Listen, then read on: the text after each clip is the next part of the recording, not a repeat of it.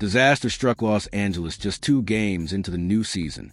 Luka, the franchise's newest hope, has gone down with a finger sprain and leg contusion.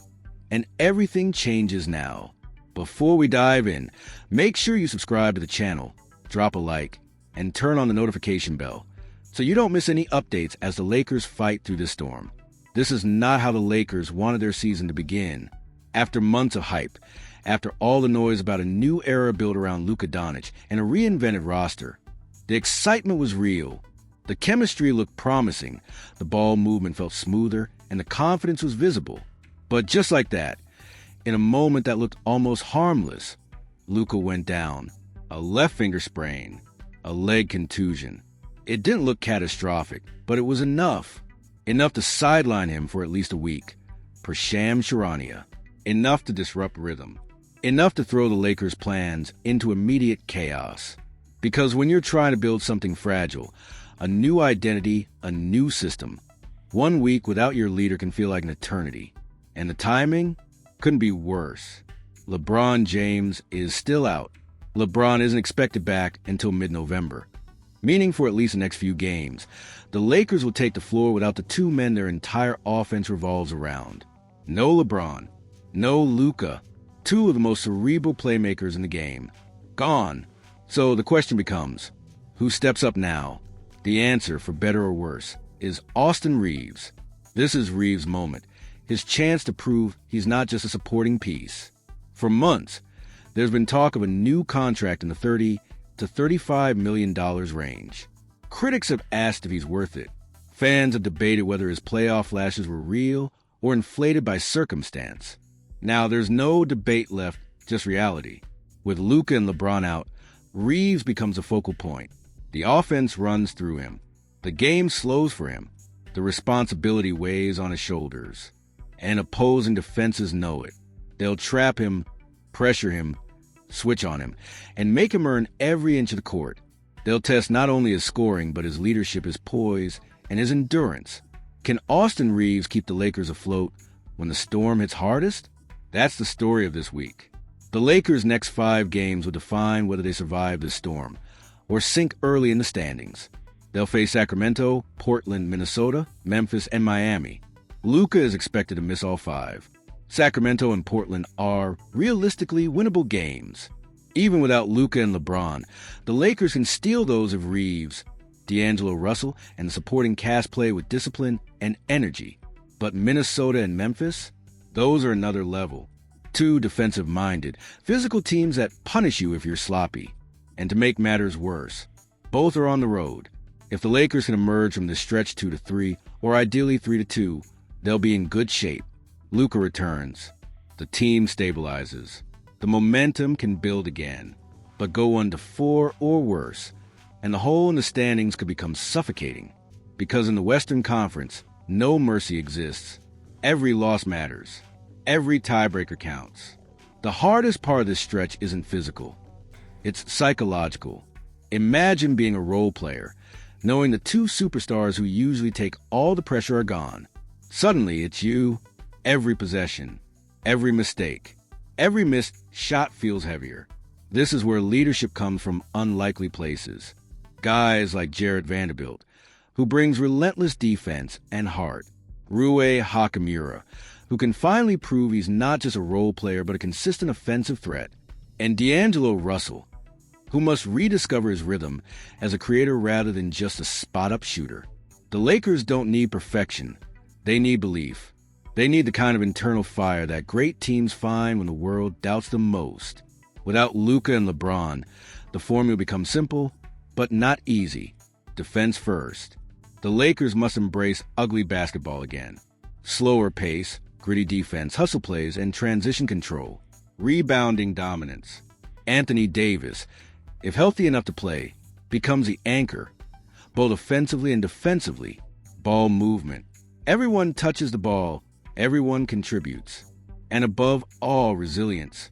Because this is where the season can be lost or saved. Now, there's a silver lining here. Timing. Luka's projected return is around November 3rd for the Portland game. That gives him enough time to heal properly and avoid risking long-term damage. And after that, the schedule finally softens. San Antonio, Atlanta, Charlotte, Oklahoma City, New Orleans, all winnable games. If the Lakers can just survive the next 5, they could go on a legitimate run when Luka returns, especially once LeBron re-enters the lineup around mid-November. That's when the Lakers could finally become the team they were built to be, a blend of Luka's surgical playmaking and LeBron's timeless control. Let's be honest, nobody wins a championship in October, but you can lose one. You lose it by letting early adversity break your spirit. You lose it by dropping winnable games. You lose it by losing faith in the system before it even takes root. This stretch will reveal if the Lakers have championship DNA, or if they're still a team searching for identity. Because the West isn't waiting. The Nuggets, Thunder, and Clippers are already building rhythm. The Timberwolves look hungry. The Pelicans are healthy. If the Lakers stumble to 2-7 by early November, climbing back will be an uphill battle.